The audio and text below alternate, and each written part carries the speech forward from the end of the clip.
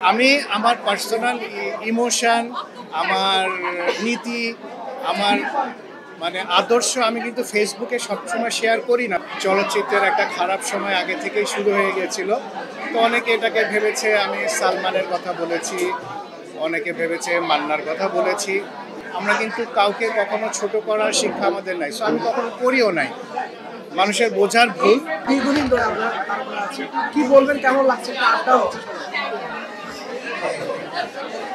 Crimson cup যখনই উদ্বোধন হয় আমরা সবাই আসি, বিকজ গাজী সাহেব, আমার আব্বা, উপল, আমরা সবাই লাইক ফ্যামিলি। তো পারিবারিকভাবেই আমরা আসি, সবাই আনন্দ উপভোগ করি। এটা আমাদের পরিবারের একটা মিলন মেলা।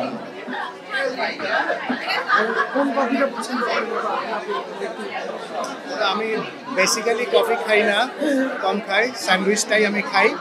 আমি দিনে একবার ব্ল্যাক কফি খাই, আদারওয়াইজ চা খাই একবারই।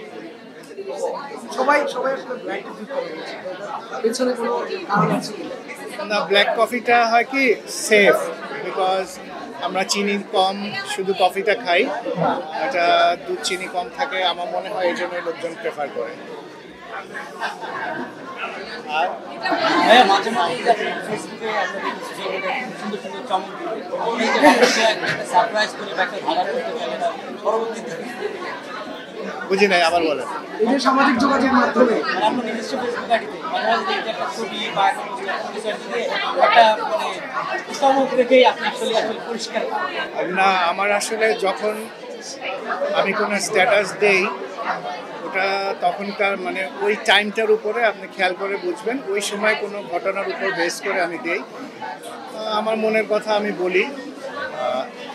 অনেক সময় অনেকে বোঝে না, ওটার একটা বাজে ব্যাখ্যা অনেকজনে বের করে। লাস্ট টাইম যেমন আমি একটা বলেছিলাম যে আমাদের চলচ্চিত্রের একটা খারাপ সময় আগে থেকেই শুরু হয়ে গিয়েছিল, তো অনেকে এটাকে ভেবেছে আমি সালমানের কথা বলেছি, অনেকে ভেবেছে মান্নার কথা বলেছি। বেসিক্যালি আমার এটা অভ্যাস না, আর আমার এটা শিক্ষা না যে আমি আমাদের ফিল্মটা তো আমাদের ফ্যামিলি, যারা আমার আগে চলে গেছে, যারা এখনো আছে, সবাই আমরা ফ্যামিলি। আমরা কিন্তু কাউকে কখনো ছোট করার শিক্ষা আমাদের নাই, সো আমি কখনো করিও নাই। টানা তৃতীয়বার অর্জন করেছে দেশের সেরা সুপার ব্র্যান্ড স্বীকৃতি বসুন্ধরা টিস্যু।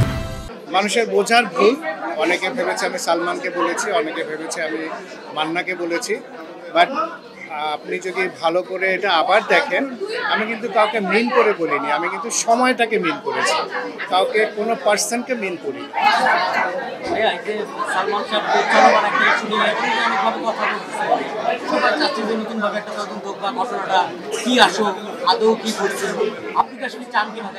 আপনি চান কিনা আগে বলেন। আমি তো চাই।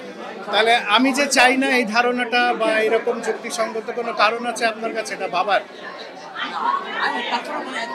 কোশ্চেনটা আমাকে উত্তর দেন। আপনি বললেন যে আপনি চান, আপনি যদি চান, আমার না চাওয়ার কোনো যুক্তিসঙ্গত কারণ আছে কিনা বলেন আপনি। সিম্পল আনসার তো আপনিই দিলেন। আমি আমার পার্সোনাল ইমোশন, আমার নীতি, আমার আদর্শ আমি কিন্তু ফেসবুকে সবসময় শেয়ার করি না, বিকজ আমি মেনটেন করি, একটা স্ট্যান্ডার্ড মেনটেন করি। অনেক সময় হয়তো পারিপার্শ্বিক অবস্থার জন্য আমরা স্ট্যান্ডার্ডটাকে নিচেও যাই, বাট তারপর একটা লেভেল মেনটেন করি, ওর নিচে কখনো আমি যাই না। সো আমি সবসময় আউটস্পোকেন না যে সব কিছু নিয়ে আমাকে কথা বলতে হবে। আমার ব্যক্তিগত ইমোশন, আমার ধ্যান ধারণা আমি সবসময় ফেসবুকে শেয়ার করি না।